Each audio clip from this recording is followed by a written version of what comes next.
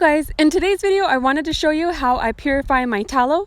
I got it from my hamburger meat and I use it for body creams, but this is a process that will get that hamburger smell out of it, so when you're smearing it on your arms you don't smell like a hamburger. Anyways, I'm going to show you how to do it in this video.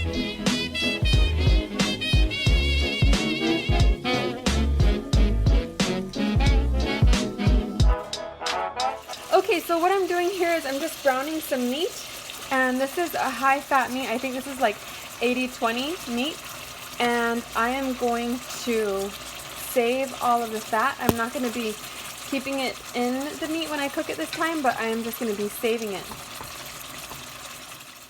So obviously the best meat that you would want to use is like organic grass-fed. That's going to be a higher quality, and it's going to have a lot more vitamins and stuff in it. But I'm just using my regular meat. And also, if you wanted to do the highest quality possible, you would want to go for the suet. You could ask your butcher, I guess, for the suet, which is just the fat around the organs and especially the liver.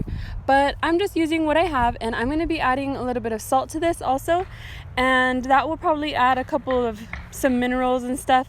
I'm not super particular. I just think it's pretty cool to be very resourceful with the things that I have in the kitchen, and a lot of lotions and body butters have a bunch of junk in them, so I'm just gonna save this stuff that I put in my body anyways and put it on in a lotion that I can put onto my body. And I'm actually going to be turning this into a whipped magnesium cream for just like sore muscles and stuff like that. So be on the lookout for that video. I'm in the middle of getting that ready for you guys. Okay, so how I'm going to do this is just put this little pot over here with a strainer, and this meat over here looks already like it's browning. I don't know, it doesn't look like it gave off a bunch of fat. I think I got more last time. And this is at 80-20. So I'll see how much I get off of it. See if this will even work for what I'm doing. So I'm going to go ahead and strain this into here. See how it goes.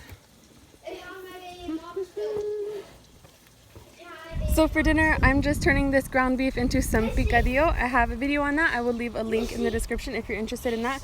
I'm just going to be putting it into some tacos, frying up some tacos and putting a like pico de gallo. But this meat has a lot of fat, and I figured I would save it. Okay, how am I going to do this? Yes, it's true. So I'm going to scoop all of this over here. Maybe I should just scoop it in there before it falls. Anyways, we'll see.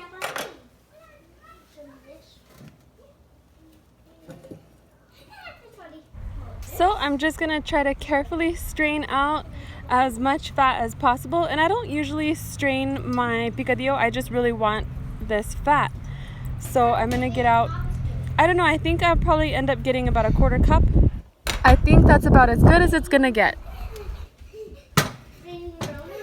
Let's see how much I got.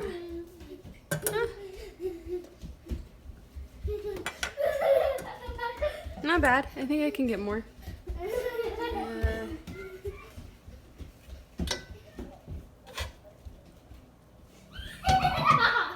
question is how.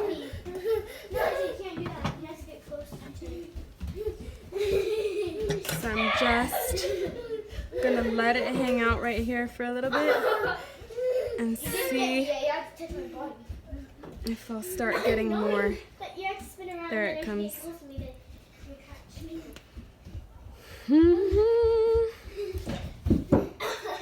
Are you guys okay? Yeah, I let me slip. Alright, I think that's good enough.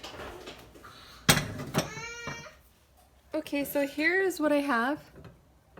And you can see there's a little bit of fine bits down at the bottom that I'll have to get out, but when it hardens you can scrape that off. So I'm going to add a little bit of water so that way when the fat floats up the rest of the stuff can sink down. Some people don't add water and you run the risk of burning, and they say that you run the risk of mold if you have that moisture in there, but you're gonna see that the moisture all goes down to the bottom.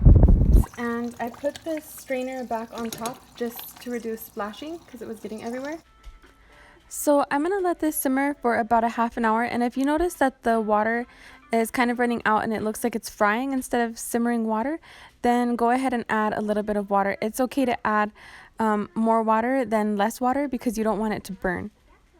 So it's been about a half an hour of simmering very gently like this, and I did have to add in a little bit extra water. And I'm gonna shut this off and let it rest in the same pot.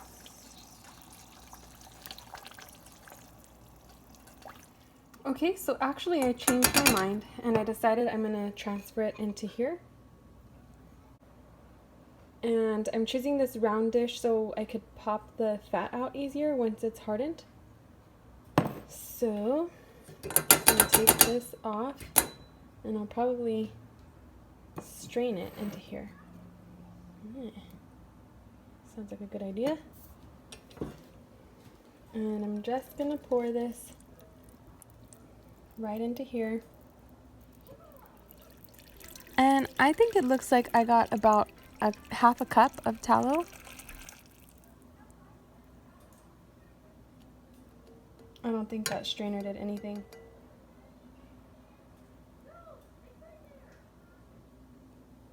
Okay.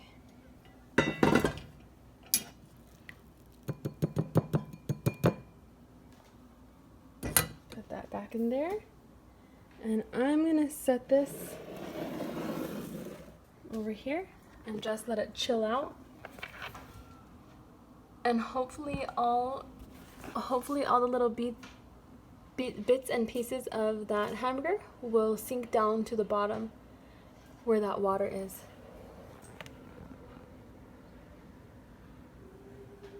So what I'm gonna do is try to pop this out. I had this in the freezer. Oh, shoot, it might not be. There we go. I was hoping it would be solid enough. So there's that little discoloration, so I'm not going to use that.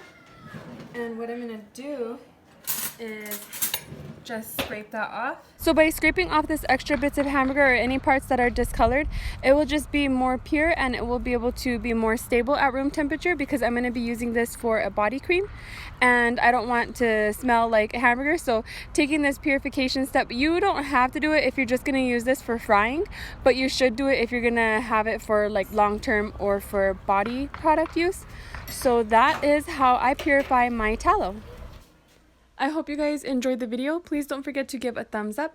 I'm going to be showing you guys next how to make this hand cream or body cream in the next video coming up, so don't forget to keep an eye out. I am in the middle of getting that ready for you guys, so it should be out right away. And that's it. Thank you guys so much for watching.